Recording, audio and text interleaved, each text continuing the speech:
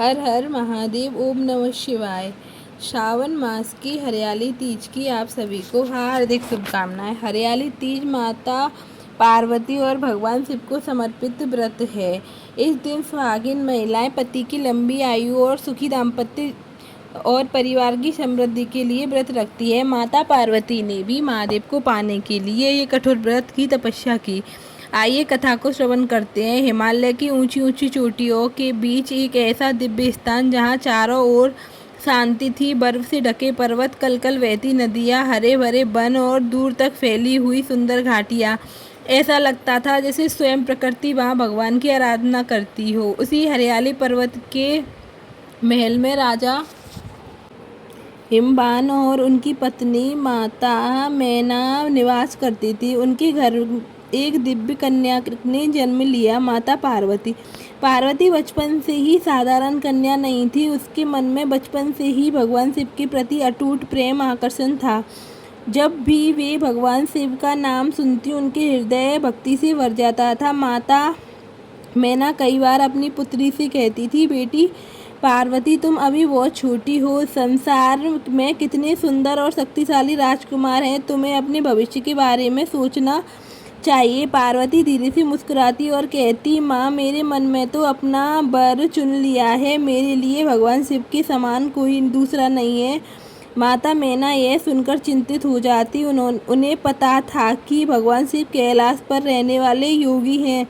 उनके शरीर पर भस्म और गले में सर्प की माला और वस्त्र के नाम पर चर्म है और संसार के सुख सुविधाओं से उनका कोई संबंध नहीं है। माँ को डर था कि उनकी कोमल पुत्री इतना कठिन जीवन कैसे जी पाएगी, लेकिन नियति ने तो कुछ और ही लिख रखा था। एक दिन देवर्षि नारद हिमालय के महल में आए। उन्होंने बालिका पार्वती को देखा और उनकी दिव्य आभा देखकर समझ गए कि कोई साधारण कन्या नहीं है। देवर्षि ने राजा हिमवान से कहा, राजन, आपकी पुत्री का भाग्य अत्यंत दिव्य है। इनके जीवन में स्वयं महादेव का आगमन लिखा है।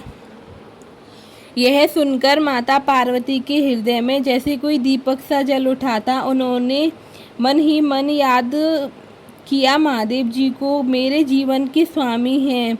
मैं तुम्हें पाना चाहती हूँ। लेकिन भगवान शिव को पति रूप में पाना इतना सरल नहीं था। महादेव संसार के विरक्त होकर गहन तपस्या में लीन थे। उनके हृदय में विवाह का कोई विचार नहीं था। पार्वती ने यह बात जान ली। उन्होंने अपने माता पिता के सामने हाथ जोड़कर कहा, पिताजी, मैं भगवान शिव को पति के रूप में पाने के लिए तपस्या करना चाहती हूँ। राजा हिमवान का हृदय कांप उठा। बेटी, तपस्या बहुत कठिन होती है। तुम राजमहल में पली हो, तुम्हारे कोमल पैरों में कभी कांटों का दर्द नहीं सहा है। तुम जंगल की कठिनाइयाँ कैसे सह पाओगी? पार्वती ने शांत स्वर में कहा, पिताजी, जिस प्रेम में भगवान का नाम जुड़ गया हो वह कठिनाई पूजा बन जाती है। माता मैना की आंखों में आंसू बहने लगे। उन्होंने पार्वती को गले लगाकर कहा, बेटी, मुझे डर लगता है कि कहीं तुम्हें कुछ हो ना जाए। पार्वती ने माँ के आंसू पोंछे और बोली, माँ, चिंता मत करो। यदि मेरी भक्ति सच्ची है तो महादेव स्वयं मेरी रक्षा करेंगे। और फिर वह दिन आया कि पार्वती ने राजमहल की सुख को छोड़ दिया। उन्होंने सुंदर वस्त्र उतार दिए, आभूषण त्याग दिए, महल की कोमल बिस्तर को छोड़कर जंगल की भूमि को अपना आसन बना लिया। जिस कन्या के पैरों में कभी कांटे नहीं चुभे थे, अब वह नंगे पैर से पहाड़ों के कठिन रास्तों पर चल रही थी। दिन बीतते गए। पहले उन्होंने फल खाकर तपस्या की, फिर केवल पत्तों पर रहकर तपस्या की। धीरे धीरे पत्ते भी छोड़ दिए। अब वे केवल भगवान शिव के नाम लेकर तपस्या करती थी। ओम नमः शिवाय। सुबह, दोपहर, रात, हर समय उनके होठों पर केवल महादेव का नाम रहता था। एक दिन अचानक आकाश में काले बादल छा गए। तेज हवा चलने लगी। फिर बारिश शुरू हो गई। पहाड़ों पर इतनी तेज वर्षा हुई कि चारों ओर पानी भर गया। पेड़ों की शाखाएं टूटने लगी। ठंडी हवा शरीर को चीरने लगी।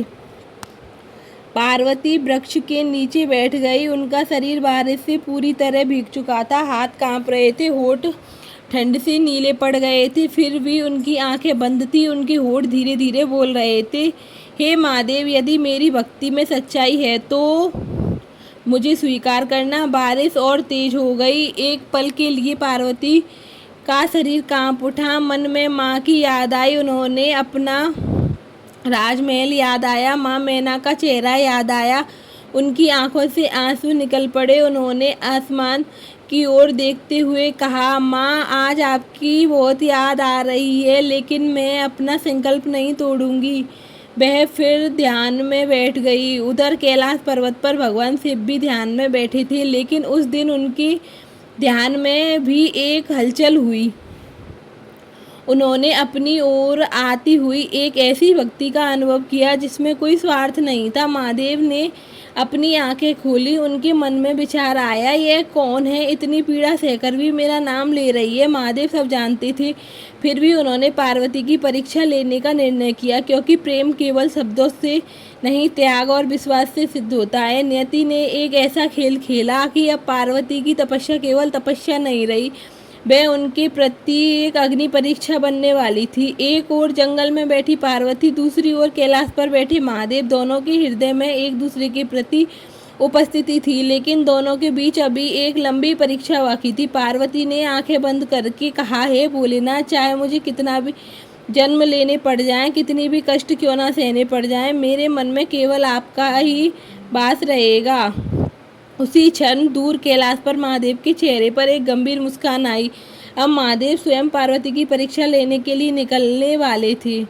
यहीं से शुरू होती है वह परीक्षा जिसमें प्रेम को विरह, भक्ति की पीड़ा और विश्वास को अग्नि से गुजरना था।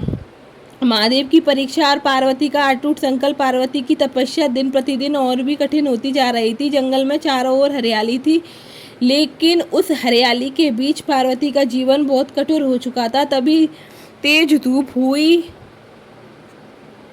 कभी बारिश उनके शरीर को भिगा देती थी, तो कभी रात की ठंड हवा उनके शरीर को कपा देती थी, लेकिन उनके हृदय में केवल एक ही नाम था, महादेव। सुबह होते ही वह नदी के किनारे जाती, ठंडे जल से स्नान करती, मिट्टी से शिवलिंग बनाकर उनकी पूजा करती, फिर दोनों हाथ जोड़कर कहती, हे भोलेनाथ, मैं आपको किसी सुख के लिए नहीं चाहती, मैं आपको इसलिए चाहती हूँ क्योंकि मेरे मन आपको अपना मान चुका है। यदि मेरे भाग्य में आपका साथ नहीं लिखा तो मैं आपको अपने हृदय से कभी अलग नहीं करूँगी। कहते कहते उनकी आंखों से आंसू बहने लगते। उनके आंसू शिवलिंग पर गिरते और ऐसा लगता जैसे उनकी आंखों का दर्द ही अभिषेक बन गया हो। उधर माता मैना अपनी पुत्री को याद करके रोती रहती थी। एक दिन उन्होंने राजा हिमवंत से कहा, स्वामी, मेरी बेटी कहाँ होगी? उसने भोजन करना तक छोड़ दिया है, पता नहीं जंगल में किस अवस्था में होगी। राजा हिमवंत भी अंदर से टूट चुके थे। उन्होंने कहा, मैं ना तो अपनी पुत्री की चिंतित हूँ, लेकिन पार्वती का संकल्प बहुत बड़ा है। शायद स्वयं देवताओं ने उसके जीवन के लिए कोई मार्ग चुना हो। माता मैना रोती हुए बोली, माँ होकर मैं अपनी बेटी को कष्ट में कैसे देखूं? मेरे मन बार बार कहता है कि उसे वापस बुला लूं, लेकिन उसी समय उन्हें पार्वती के शब्द याद आ गए, यदि मेरी भक्ति सच्ची है तो महादेव मेरी रक्षा करेंगे। माता मैना ने आंखें बंद कर ली और महादेव, मेरी बेटी की रक्षा करना। उधर जंगल में एक कठिन रात आ गई। आकाश में बादल गरज रहे थे, बिजली चमक रही थी, पेड़ों की शाखाएं तेज हवा से टूटकर जमीन पर गिर रही थी। पार्वती एक छोटी सी गुफा के बाहर बैठी थी। उनके पास ना भोजन था, ना बिस्तर थे, ना कोई सेविका। उनका शरीर कमजोर हो चुका था, लेकिन उनका मन पहले से अधिक मजबूत था। उन्होंने शिवलिंग के सामने दीपक जलाया। हवा इतनी तेज थी कि दीपक बार बार बुझने लगा। पार्वती अपने हाथों से दीपक को बचाने लगी। एक बार हवा तेज झोंके से दीपक बुझ गया। पार्वती कुछ क्षण उसे देखती रही, फिर उन्होंने अपने आंचल से उसे ढककर दोबारा जलाया। उनकी आंखों में आंसू थे। उन्होंने कहा, महादेव, जैसे मैं इस छोटे से दीपक को आंधी से बचा रही हूँ, वैसे ही आप मेरी भक्ति को संसार की हर परीक्षा से बचा लेना। तभी जंगल में किसी के कदमों की आहट सुनाई दी। पार्वती ने पीछे मुड़कर देखा तो एक वृद्ध साधु धीरे धीरे उनकी ओर आ रहे थे।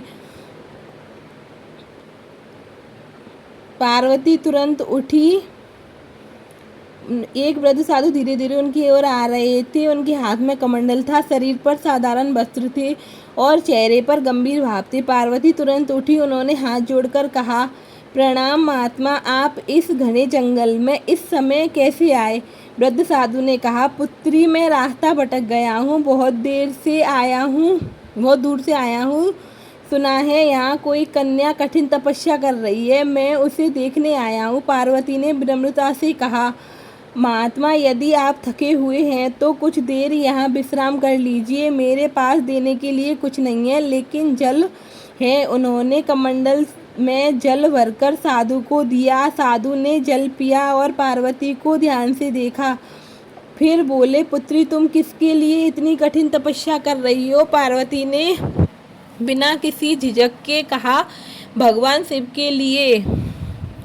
वृद्ध साधु अचानक हंस पड़े। शिव के लिए? पार्वती ने शांत भाव से कहा, जी साधु, बोलो, तुमने अपने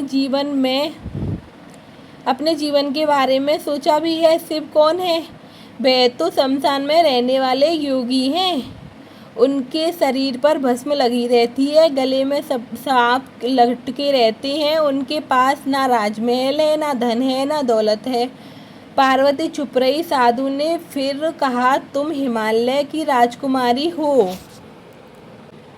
तुम्हारे लिए संसार के बड़े बड़े राजा विवाह का प्रस्ताव ला सकते हैं, फिर उस शिव को पति बनाने की जिद क्यों? पार्वती की आंखें नम हो गई। उन्होंने धीरे से कहा, महात्मा, आप शिव को जैसा बाहर से देखते हैं, मैंने उन्हें वैसा ही अंदर से देखा है। साधु ने पूछा, तुम शिव को क्या देखती हो? पार्वती ने हाथ जोड़ लिए। उन्होंने कहा, मैं उनमें संसार के दुखियों का सहारा देखती हूँ, मैं उनकी करुणा देखती हूँ, मैं उनके सत्य देखती हूँ, मैं उनमें वह शक्ति देखती हूँ जो संसार का विष पीकर भी दूसरों को जीवन देते हैं। साधु कुछ देर चुप रहे, लेकिन उनकी परीक्षा अब समाप्त नहीं हुई।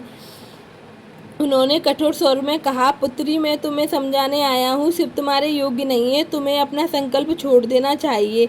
यह सुनते ही पार्वती की आंखों में आंसू निकल पड़े। कुछ क्षण तक वह मौन रही। फिर उन्होंने कहा, महात्मा, मैं आपके चरणों का सम्मान करती हूँ, लेकिन मेरे महादेव के विषय में कोई अपमानजनक बात नहीं सुन सकती हूँ। साधु ने कहा, यदि शिव तुम्हें कभी स्वीकार ही न करे तो? पार्वती के चेहरे पर दर्द उतर आया। उन्होंने आकाश की ओर देखा, तो मैं जीवन भर उनकी प्रतीक्षा करूंगी। यदि वह तुम्हारे पास कभी न आए तब तो मैं उनके नाम नहीं छोड़ूंगी। यदि तुम्हारी तपस्या व्यर्थ हो गई तो? पार्वती की आंखों से आंसू गिरने लगे। उन्होंने कहा, मेरी तपस्या व्यर्थ कैसे हो सकती है? मैंने उन्हें पाने के लिए तपस्या शुरू की है, लेकिन अब मेरी हर सांस उनकी पूजा बन चुकी है। वृद्ध साधु फिर बोले, यदि तुम्हें अपने इस प्रेम के करुणा जीवन भरे दुख सहने पड़े तो? पार्वती ने कांपते हुए हाथ जोड़ लिए, दुख सह लूँगी, लेकिन महादेव को अपने हृदय से नहीं निकाल पाऊंगी। उनकी आवाज़ अटूट गई, क्योंकि महादेव मेरे लिए केवल पति नहीं, मेरे प्राण हैं। यह कहते ही पार्वती की आंखों से आंसू धारा बहने लगी। वृद्ध साधु उन्हें देखते रहे। उनके चेहरे की कठोरता धीरे धीरे बदलने लगी, लेकिन पार्वती अभी भी उन्हें पहचान नहीं पाई। तभी अचानक आकाश से बादल गरजने लगे, हवा शांत हो गई, पेड़ों की पत्तियां जैसे स्थिर हो गई। उस वृद्ध साधु के शरीर के एक दिव्य प्रकाश निकलने लगा। पार्वती ने आश्चर्य से उनकी ओर देखा। उनके हाथ कांपने लगे। वृद्ध साधु का रूप बदलने लगा, जटाएं प्रकट हुई, मस्तक पर चंद्रमा दिखाई दिया, गले में सर्प सुशोभित हो गए और शरीर पर भस्म की दिव्य आभा फैल गई। पार्वती की सांसें जैसे रुक गई। उनकी आंखों से आंसू भर आए। वे समझ गई कि यह कोई साधारण साधु नहीं, बल्कि स्वयं मेरे महादेव है। पार्वती तुरंत उनके चरणों में गिर पड़ी। महादेव! उनकी आवाज़ में वर्षा की बूंदें, दर्द और प्रेम एक साथ निकल गए। इतने वर्षों का, लेकिन महादेव ने अभी कुछ नहीं कहा। उन्होंने केवल पार्वती की ओर देखा। उनकी आंखों में भी करुणा थी, क्योंकि उन्होंने देख लिया था कि यह प्रेम किसी सुख या इच्छा के लिए नहीं था, यह तो आत्मा की पुकार थी। लेकिन पार्वती की अगली परीक्षा अभी बाकी थी। महादेव ने गंभीर स्वर में कहा, पार्वती, तुम्हारी भक्ति मैंने देख ली, लेकिन क्या तुम मेरे साथ उस जीवन को स्वीकार करोगी जिसमें राजमहल का सुख नहीं होगा? क्या तुम मेरे साथ तप, त्याग और कठिनाइयों में भी रह सकोगी? पर्वत के बिना ढेर की उत्तर दिया पार्वती ने बिना कुछ सोचे उत्तर दिया, महादेव, जहाँ आप वहीं मेरा कैलाश है। आपके चरणों में यदि कांटे भी हुए तो मैं उन्हें फूल समझ करके और लेट जाऊंगी। महादेव की आंखों में करुणा भर आई, लेकिन उसी क्षण उन्होंने कहा, तैयार हो जाओ पार्वती, क्योंकि तुम्हारे प्रेम की सबसे बड़ी परीक्षा अभी बाकी है। पार्वती ने हाथ जोड़कर सिर झुका दिया। अपने हृदय में डर भी था, आंखों में आंसू थे, लेकिन विश्वास पहले से कई अधिक मजबूत था। उसी रात जंगल में पहली बार पार्वती को लगा शायद उनकी परीक्षा अब समाप्त होने वाली है, लेकिन नियति में अभी एक और मोड़ छिपा रखा था, विरह की अग्नि और पार्वती की अंतिम परीक्षा। पिछले भाग में महादेव ने पार्वती की कठिन तपस्या और अटूट प्रेम को देखा। उन्होंने अपना वास्तविक रूप प्रकट कर दिया। पार्वती की आंखों आंसू बह रहे थे, क्योंकि जिस महादेव को पाने के लिए उन्होंने राजमहल के सुख छोड़ दिए थे, आज वही उनके सामने खड़े थे। लेकिन महादेव ने कहा, पार्वती, तुम्हारे प्रेम की सबसे बड़ी परीक्षा अभी बाकी है। इन शब्दों ने पार्वती की हृदय में हलचल पैदा कर दी थी। उन्होंने दोनों हाथ जोड़कर पूछा, प्रभु, अब और कौन सी परीक्षा बाकी है? मैंने अपनी सब कुछ आपके चरणों में समर्पित कर दिया है। महादेव कुछ क्षण शांत रहे, फिर बोले, पार्वती, प्रेम केवल पास होने का नाम नहीं, प्रेम में उस समय की अखंड रहना है जब सामने वाला दूर चला जाए। पार्वती की आंखें भर आईं, क्योंकि आप मुझसे दूर चले जाएंगे प्रभु? महादेव ने कोई उत्तर नहीं दिया। उन्होंने केवल पार्वती की ओर देखा, फिर धीरे धीरे वहाँ से चले गए। महादेव, पार्वती की आवाज़ जंगल में गूंज उठी, लेकिन महादेव पीछे मुड़कर नहीं देखे। पार्वती ने उनके पीछे कुछ कदम चली, फिर रुक गई। उनके पैरों में शक्ति नहीं थी, आंखों के सामने सब धुंधला हो गया था। वह वहीं भूमि पर बैठ गईं और उनके हृदय में एक ही शब्द निकलने लगा, महादेव। उस दिन पहली बार पार्वती ने समझा कि विरह का दर्द कितना गहरा होता है। जिस व्यक्ति को पाने के लिए उन्होंने वर्ष तक तपस्या की, वही उनके सामने आकर फिर उनसे दूर चला गया। नियति ने ऐसा खेल खेला कि मिलन सामने होकर भी विरह बन गया। पार्वती ने अपनी आंखें बंद कर ली, आंसू लगातार बहते रहे। उन्होंने कहा, हे महादेव, यदि आपकी इच्छा है कि मैं आपकी प्रतीक्षा करूं तो मैं प्रतीक्षा करूंगी, चाहे एक दिन, चाहे एक वर्ष, चाहे जन्म जन्मांतर। उधर माता मैना को जैसे अपनी पुत्री की पीड़ा का आभास हो गया था। वह रात भर सो नहीं पाई थी। उन्होंने राजा हिमवंत से कहा, स्वामी, मेरा मन बहुत घबरा रहा है। ऐसा लगता है जैसे मेरी बेटी किसी बड़े दुख में है। राजा हिमवंत ने अपनी पत्नी को समझाते हुए कहा, मैना, पार्वती अब केवल हमारी पुत्री नहीं रही, उसने अपना जीवन महादेव को समर्पित कर दिया है। हम उसकी भक्ति पर विश्वास रखना होगा। माता मैना ने आंसू पोंछते हुए कहा, लेकिन मैं माँ हूँ, उसका दुख मैं कैसे भूल जाऊँ? उनकी आवाज़ कांप रही थी। काश मैं अपनी बेटी के पास जाकर उसे अपने सीने से लगा पाती, लेकिन पार्वती की दूरी और पार्वती का संकल्प उन्हें रोक रहा था। उधर जंगल में रात उतर चुकी थी, चारों ओर अंधेरा था। जंगली जानवरों की आवाज़ सुनाई दे रही थी, तेज हवा चल रही थी। पार्वती एक वृक्ष के नीचे बैठी हुई थी। ना उनके पास भोजन था, ना पानी था, शरीर कमज़ोर था, लेकिन उनकी आँख बंद थी।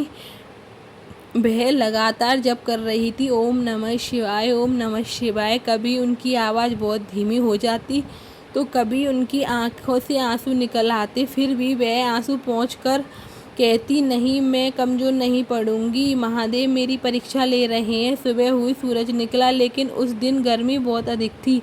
पार्वती का शरीर तपती धूप में झुलसने लगा। उन्होंने नदी से थोड़ा सा जल लिया, शिवलिंग का अभिषेक किया, फिर स्वयं बिना जल पिए ध्यान में बैठ गई। घंटों बीत गए, दोपहर हो गया, सूरज सिर के ऊपर था। पार्वती का शरीर पसीने से भीग गया था, उनकी सांसें भारी होने लगी। एक क्षण ऐसा आया जब उनका शरीर आगे की ओर झुक गया, लेकिन उन्होंने जमीन पर हाथ रखकर स्वयं को संभाल लिया। उनकी आंखों में आंसू निकले। उन्होंने कहा, महादेव, शरीर मेरा है लेकिन प्राण आपके हैं। यदि शरीर टूट भी जाए तो मेरी भक्ति नहीं टूटेगी। उसी समय दूर आकाश के बादल घिराए। कुछ ही देर में तेज बारिश शुरू हो गई। बारिश की बूंदें पार्वती के शरीर पर पड़ने लगी। मिट्टी गीली हो गई। उनके सामने बनाया हुआ शिवलिंग भी पानी से घिर गया था। पानी में पार्वती ने अपने हाथ से उसके चारों ओर मिट्टी हटाई ताकि शिवलिंग पानी में डूब न जाए। उनके हाथ मिट्टी से भर गए। नाखूनों में मिट्टी जम गई। हाथों पर छोटे छोटे घाव हो गए। फिर भी वह मुस्कुराई, महादेव, आज आपके शिवलिंग को बचाते बचाते यदि मेरे हाथ घायल हो जाएं तो यह मेरा सौभाग्य है। यह दृश्य देखकर जैसे स्वामी स्वयं प्रकृति भी भावुक हो उठी। पेड़ों की शाखाएं हवा में झूलने लगी। पक्षियों की आवाज़ धीमी हो गई, मानो पूरी सृष्टि उस तपस्वी की भक्ति देख रही हो। लेकिन तभी उनके मन में एक विचार आया, क्या महादेव सच में मुझे स्वीकार करेंगे? यह विचार आते ही उनके चेहरे पर चिंता छा गई। उन्होंने सिर झुका लिया। यदि मेरी तपस्या में कोई कमी रह गई हो तो उनकी आंखों से आंसू बहने लगी। प्रभु, मैंने कभी आपको पाने के अलावा कुछ नहीं मांगा। यदि मेरी भक्ति में कोई कमी हो तो मुझे बता दीजिए, लेकिन मुझे अपने चरणों से दूर मत कीजिए। उधर कैलाश पर बैठे महादेव सब देख रहे थे। उनके हृदय में भी करुणा उभर रही थी। उन्होंने माता पार्वती की पीड़ा देखी, उनके घायल हाथ देखी, उनकी आंखों के आंसू देखे। महादेव का मन भर आया। उन्होंने धीरे से कहा, पार्वती, तुमने मेरे लिए जितना सहा है उतना संसार में कोई साधारण प्रेम नहीं सह सकता। लेकिन महादेव अभी भी मौन रहे, क्योंकि वे चाहते थे कि पार्वती का संकल्प केवल भावना नहीं बल्कि अटूट विश्वास बन जाए। उसी समय देवऋषि नारद कैलाश पहुँचे। उन्होंने महादेव से कहा, प्रभु, माता पार्वती की तपस्या देखकर मेरा हृदय द्रवित हो गया है। वह आपको पाने के लिए स्वयं को भूल चुकी हैं। अब उनकी परीक्षा समाप्त कीजिए। महादेव ने शांत स्वर में कहा, नारद, मैं उनकी भक्ति जानता हूँ, लेकिन संसार को यह जानना चाहिए कि सच्चा प्रेम सुख से नहीं, त्याग और कठिनाई से पहचाना जाता है। नारद जी ने हाथ जोड़ दिए, प्रभु, आपकी लीला अपरंपार है। उधर माता पार्वती उसी रात एक नया संकल्प लिया। उन्होंने कहा, अब मैं और कठोर व्रत करूंगी। सावन का पवित्र समय था। प्रकृति स्वयं शिव की शक्ति में मिलने की साक्षी बन रही थी। मैं हरियाली के बीच बैठकर महादेव की आराधना करूंगी। जब मैंने महादेव को मुझे स्वीकार नहीं करते हैं तो मैं संकल्प के पीछे नहीं हटूंगी। उन्होंने मिट्टी के शिव पार्वती की प्रतिमा बनाई। उस प्रतिमा को फूल से सजाया। आसपास हरी पत्तियों से पूजा का स्थान सजाया। फिर हाथ जोड़कर बोली, भोलेनाथ, आज मेरे हर सांस आपके नाम है। मेरा हर आंसू आपकी पूजा है। मेरा हर कष्ट आपके चरणों में अर्पित होगा। फिर उन्होंने आंखें बंद कर ली। अपने होठों से निकला ओम नमः शिवाय और उसी क्षण दूर कैलाश पर महादेव की आंखें बंद कर ली। उनके चेहरे का हल्की मुस्कान, क्योंकि अब वह समय दूर नहीं था जब तपस्या की अग्नि निकलकर प्रेम विवाह में पवित्र बंधन में बदलने वाले हैं। लेकिन उससे पहले महादेव को पार्वती के सामने एक ऐसी बात कहनी थी जिसे सुनकर पार्वती का हृदय फिर से टूटने वाला था। उनके शरीर तपस्या से कमजोर हो चुका था। हाथ में घाव थे, आंखों में आंसू थे, लेकिन हृदय में महादेव के प्रति विश्वास पहले से अधिक मजबूत हो गया था। सावन का महीना अपने पूरे सौंदर्य में था। चारों ओर हरियाली छाई हुई थी। पेड़ों की शाखाओं पर झूले पड़े थे। वर्षा की बूंदें धरती पर भिगोई रहती थी। लेकिन उस हरियाली के बीच पार्वती का जीवन अभी भी तपस्या की अग्नि में जल रहा था। एक वृक्ष के नीचे बैठी थी। सामने मिट्टी से बनाए हुए शिवलिंग था। उन्होंने फूल चढ़ाए, दोनों हाथ जोड़कर कहा, हे महादेव, सावन का यह पवित्र बेला आपकी है। मेरे पास आपको देने के लिए कुछ धन नहीं है, क्योंकि राशि भोग नहीं है। मेरे पास केवल मेरा प्रेम है, इसे स्वीकार कर लीजिए। इतना कहते ही उनकी आंखों में आंसू गिरने लगे। उन्होंने उन आंसुओं को पोंछा और फिर शिवलिंग का अभिषेक किया। उसी समय पीछे से किसी ने आने की आहट सुनाई दी। पार्वती ने मुड़कर देखा तो वृद्ध साधु उसके सामने खड़े थे। पार्वती समझ गई कि यह साधारण साधु नहीं है। वह तुरंत हाथ जोड़कर खड़ी हो गई। महात्मा, आप फिर आ गए। वृद्ध साधु ने गंभीर स्वर में कहा, पार्वती, मैं तुम्हें आखिरी बार समझाने आया हूँ। पार्वती शांत खड़ी थी। साधु बोले, तुमने बहुत तपस्या कर ली, अब तुम अपने घर लौट जाओ। पार्वती ने धीरे से कहा, मैं घर कैसे लौट जाऊं, मेरे मन में तो महादेव के चरण रहे हैं। साधु ने कहा, लेकिन क्या तुम्हें पता है कि महादेव तुम्हें स्वीकार करेंगे या नहीं? पार्वती कुछ क्षण के लिए चुप हो गई, फिर बोली, मुझे उनके स्वीकार करने से पहले ही अपना मन में सौंप चुकी हूँ। साधु ने कठोर स्वर में कहा, अगर मैं कुछ कहूँ तो महादेव तुम्हें स्वीकार करते हैं। यह सुनते ही पार्वती के चेहरे के रंग उड़ गए, उन्होंने हाथ कांपने लगे। नहीं, उनकी आंखों में आंसू आ गए। साधु ने कहा, हाँ पार्वती, उन्होंने कहा है कि तुम अपने पिता के महल में लौट जाओ, वे तुम्हारे साथ विवाह नहीं करेंगे। पार्वती का हृदय जैसे कि चीर दिया हो किसी ने, वह वहीं जमीन पर बैठ गई, आंखों में आंसू बहने लगे। उनकी कांपती हुई आवाज़ ने कहा, क्या सच में महादेव ऐसा कहा? साधु ने उत्तर दिया, हाँ पार्वती, आपके आंसू पहुँचो। कुछ देर तक वह आसमान की ओर देखने लगी, फिर बहुत धीमे स्वर में बोली, यदि महादेव की इच्छा है तो मैं उसे भी स्वीकार कर लूँगी। साधु ने पूछा, तो आपकी तपस्या छोड़ दोगी? पार्वती ने सिर हिलाया, नहीं, जब महादेव तुम्हें स्वीकार नहीं करेंगे तब भी। हाँ, साधु आश्चर्य से पूछने लगे। पार्वती ने हाथ जोड़कर कहा, क्योंकि मेरी तपस्या महादेव को पाने के लिए शुरू हुई थी, लेकिन अब मेरी तपस्या स्वयं महादेव की पूजा बन चुकी है। उनकी आवाज़ टूटने लगी, यदि महादेव मुझे अपना न बनाए तब भी मैं उन्हें अपना मानूंगी। फिर साधु बोले, यदि तुम्हें संसार के लोग कहें कि तुम्हारी तपस्या व्यर्थ थी तो सह लूँगी, यदि तुम्हें अपने प्रेम के बदले केवल विरह मिला। पार्वती की आंखों से आंसू गिर पड़े। उन्होंने कहा, विरह को भी स्वीकार कर लूँगी, लेकिन महादेव के विमुख होने का स्वीकार नहीं करूँगी। यह शब्द सुनकर साधु का हृदय द्रवित हो गया, लेकिन परीक्षा भी समाप्त नहीं हुई थी। शिवलिंग रखकर इतने वर्षों से पूजा कर रही है, क्योंकि तुम्हें नहीं लगता कि पत्थर में भगवान कहाँ से आएंगे? पार्वती ने तुरंत कहा, जिसके हृदय में श्रद्धा हो उसके लिए पत्थर भी भगवान बन जाता है। साधु ने फिर कहा, यदि तुम्हारा विश्वास एक दिन टूट गया तो? पार्वती ने अपने हृदय पर हाथ रखा, मेरा शरीर टूट सकता है, मेरी सांस रुक सकती है, मेरे आंसू सूख सकते हैं, लेकिन महादेव पर मेरा विश्वास कभी नहीं टूट सकता। अचानक आकाश से दिव्य प्रकाश फैल गया, बादल शांत हो गए, वर्षा की बूंदें थम गई, हवा रुक गई, पक्षी मौन हो गए। वह साधु धीरे धीरे बदल गए, जटाएं दिखाई देने लगी, मस्तक पर चंद्रमा दिखा, गले में सर्प सुशोभित हो गए, शरीर पर दिव्य प्रकाश निकल गया। स्वयं महादेव वहाँ खड़े थे। उन्होंने पार्वती के माथे पर हाथ रखा और उठो। उनकी आवाज़ सुनते ही पार्वती की आंखें खुल गई। उनके सामने देखा कि उनके प्रभु सामने थे। वह उठने का प्रयास करने लगी, लेकिन शरीर की शक्ति नहीं थी। महादेव ने उन्हें सहारा दिया। पार्वती रोते हुए बोली, प्रभु, आपने मुझे इतना दुख क्यों दिया है? महादेव कुछ क्षण मौन रहे, फिर बोले, क्योंकि मैं तुम्हारे प्रेम की गहराई संसार को दिखाना चाहते थे।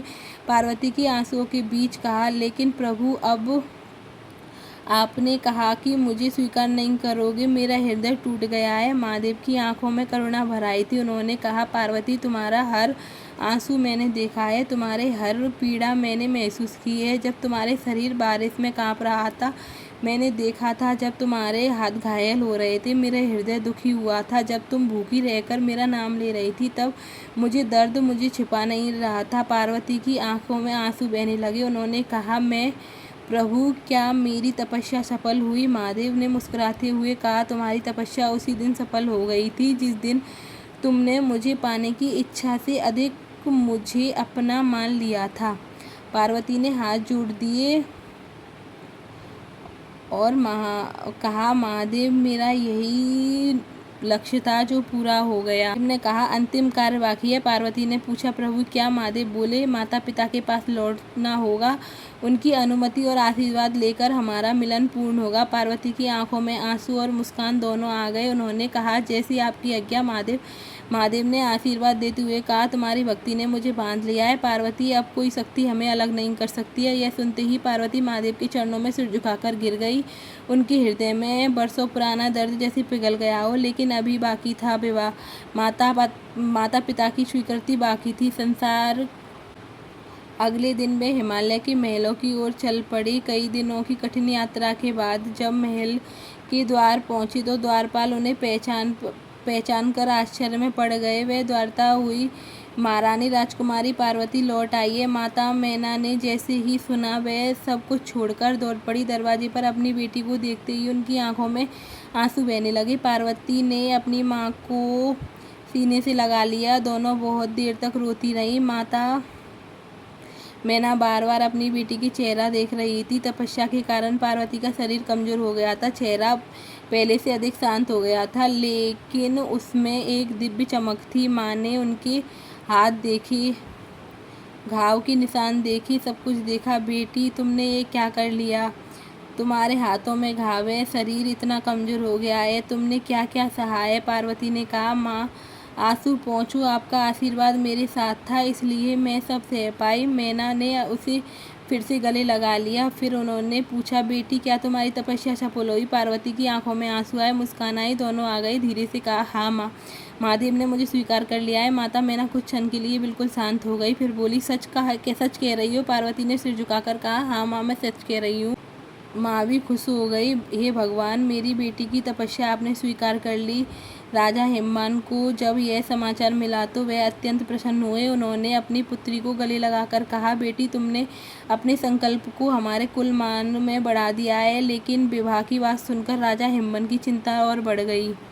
हिमवान ने अपनी पुत्री के सिर पर हाथ रखा, तुम्हारा निर्णय ही मेरा निर्णय है। उसके बाद महल में तैयारी शुरू हो गई। हिमालय की चोटियां फूलों से सज गई, नदियों के किनारे दीप जल गए, हर तरफ मंगल गीत गाए जाने लगे। देवी देवताओं को निमंत्रण भेजा।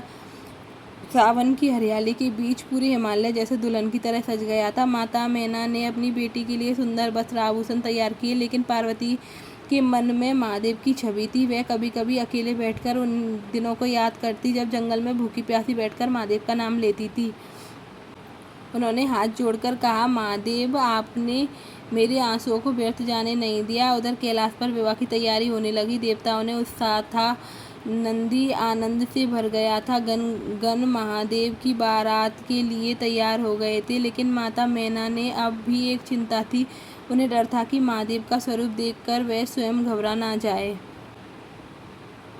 पार्वती की तपस्या पूर्ण रूप से सफल होने वाली थी। शिव पार्वती का दिव्य मिलन और हरियाली तीज व्रत का महत्व आपने सुना। महादेव की बारात हिमालय में पहुंची थी। बरसों की तपस्या, विरह के आंसू, कठिन परीक्षा के बाद अब शुभ घड़ी आने वाली थी, जिसमें माता पार्वती को ना जाने कितने जन्मों का इंतजार था। महादेव और माता पार्वती का विवाह मंडप में आमने सामने बैठे थे। चारों ओर बंदे वेद मंत्रों की पवित्र ध्वनि गूंज रही थी, उच्चारण हो रहे थे, मंत्र देवी देवता पुष्पों की वर्षा कर रहे थे और माता मैना की आंखों में आंसू बह रहे थे। लेकिन इस बार उनके आंसू दुख के नहीं, एक माँ की उस खुशी के आंसू थे जिसने अपनी बेटी को कठिन तपस्या के बाद मनचाहा जीवन साथी पाते हुए देख रहे थे। राजा हिमवान ने कांपते हाथों से अपनी पुत्री के हाथ महादेव के हाथ में दे दिया और उनकी आंखें भर आईं। उन्होंने कहा, महादेव, आज मेरी पुत्री आपकी है। मैंने इस शक्ति के अनुसार पाला है। इसमें कोई भी कमी रह गई हो तो मुझे क्षमा कीजिएगा। महादेव ने पार्वती की ओर देखते हुए फिर हिमवान से कहा, राजन, पार्वती ने स्वयं को तपस्या में सिद्ध कर दिया है। आज से ये केवल आपकी पुत्री नहीं बल्कि मेरी अर्धांगिनी है। मैं इनके सामने इनको सम्मान प्रेम से रक्षा करूंगा। यह सुनते ही माता मैना फूट फूट कर रोने पड़ी। उन्होंने पार्वती को गले लगाया। बेटी, आज मुझे ऐसा लग रहा है जैसे मेरा हृदय भी तुम्हारे साथ विदा हो रहा है। पार्वती ने माँ के आंसू पोंछे। माँ, आपने मुझे जन्म दिया है, आपका स्थान मेरे हृदय में हमेशा रहेगा। अब महादेव के चरणों में मुझे मेरे संसार मिल गया है। फिर विवाह की पवित्र अग्नि प्रज्वलित हुई। महादेव और पार्वती की अग्नि को साक्षी मानकर संस्कार पूर्ण किया। चारों ओर एक ही जय जयकार गूंज रही थी, हर हर महादेव, उमा महाश्वर की जय। आकाश से फूल बरसने लगे। ऐसा लग रहा था जैसे स्वयं देवता भी इस दिव्य मिलन के उत्साह मना रहे हैं। पार्वती ने महादेव की ओर देखा, उनकी आंखों में आंसू थे। महादेव ने पूछा, पार्वती, आज भी तुम्हारी आंखों में आंसू? पार्वती ने मुस्कुराते हुए कहा, प्रभु, यह दुख के आंसू नहीं, यह उन सभी दिनों के याद किए के आंसू हैं कि मैंने आपको पाने के लिए अकेले बैठकर रोया है। महादेव शांत होकर बोले, पार्वती, मुझे पता है मुझे वह बारिश याद है जब मुझे वह भूख याद है, मुझे वह ठंड याद है, वह मुझे घायल हाथ याद है, और वह विरह याद है जब आप मेरे सामने होकर भी मुझसे दूर चली गए थे। महादेव की आंखों में करुणा भर आई। उन्होंने कहा, पार्वती, तुम्हारा कोई आंसू मुझसे छिपा नहीं है। जब तुम रोती हो तुम्हारा दर्द मुझे होता है। अब भगवान के हाथ छोड़ना कभी नहीं हो सकता है। पेड़ों पर झूले पड़ गए, चारों ओर सुहागन स्त्रियां मंगल गान गाने लगी। उन्होंने माता पार्वती को अपना आशीर्वाद माना। माता पार्वती ने उन्हें आशीर्वाद देते हुए कहा, जो स्त्री श्रद्धा और विश्वास से भगवान शिव और माता पार्वती का स्मरण करेगी, अपने सामर्थ्य के अनुसार व्रत और पूजा करेगी, उसके जीवन में सुख, सौभाग्य और दाम्पत्य प्रेम बना रहेगा। उन्होंने कहा, लेकिन केवल व्रत रखना ही पर्याप्त नहीं है। मन में सच्ची श्रद्धा, पति के प्रति प्रेम, सम्मान, परिवार के प्रति प्रेम और भगवान पर विश्वास होना भी जरूरी है। धीरे धीरे यह पवित्र कथा पूरी होने लगी। सावन मास की हरियाली तीज पर महिला माता पार्वती और भगवान शिव की पूजा करने लगी। वे माता पार्वती को सुहाग की सामग्री अर्पित करती हैं। मेहंदी, हरे वस्त्र, चूड़ी और झूला झुलाती हैं। माता पार्वती से प्रार्थना करती हैं, हे माता पार्वती, हमारे दाम्पत्य जीवन में प्रेम बनाए रखना। जैसे आपकी और शंकर जी की जोड़ी है, वैसे ही हमारी जोड़ी बनाए रखना। हमारे परिवार को सुख देना, हमारे पति की रक्षा करना, हमारे घर में शांति बनाए रखना। हरियाली तीज केवल एक व्रत नहीं, बल्कि यह एक अटूट विश्वास की याद है, जिसमें माता पार्वती ने अपने आराध्य को पाने के लिए अपना सर्वस्व त्याग दिया। उन्होंने तपस्या से हमें सिखा दिया कि जब रास्ता कठिन हो तब हार मत मानो, जब परिस्थितियां विपरीत हो तो विश्वास मत छोड़ो, जब आंखों में आंसू हो तो भगवान का नाम मत छोड़ो, और जब आपके जीवन में विरह आए तब यह मत समझो कि भगवान आपसे दूर है। कभी कभी भगवान हमारा सबसे करीब होते हैं, बस हमारी परीक्षा के कारण हमें दिखाई नहीं देते हैं। माता पार्वती ने भी यही अनुभव किया। वह जंगल में अकेली बैठी थी, लेकिन महादेव उनके साथ थे। जो भी भक्त सच्चे मन से इस कथा को सुनाता है, अब उनके हृदय में भगवान शिव और माता पार्वती की भक्ति जागृत होती है। उसके जीवन में सुख, शांति और मंगल बना रहता है। बोलिए भगवान शिव शंकर की जय, माता पार्वती की जय। वीडियो अच्छी लगे तो वीडियो को लाइक करें, चैनल को सब्सक्राइब करें, बेल आइकन को प्रेस कर दें, जिससे आने वाली सभी वीडियो के नोटिफिकेशन आप तक पहुंच जाए। धन्यवाद।